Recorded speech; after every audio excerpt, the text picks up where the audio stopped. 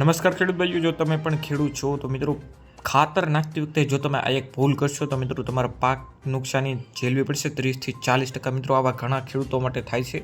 ખાતર નાખતી વખતે આ એક ભૂલ કરતા હોય છે, જેના કારણે એનો પાક બગડે છે. મિત્રો આજના વિડીયોમાં આપણે એ જાણવાના છીએ શું બાબત છે તમારે નથી કરવાની. પણ મિત્રો આપણી ચેનલ ઉપર આવા જ માહિતીના વિડીયો મળે છે, એટલે નીચે આપેલા સફેદ કલરના સબસ્ક્રાઇબ બટન દબાવી આપણી ચેનલને સબસ્ક્રાઇબ કરો અને તમારા મિત્રોને શેર કરો.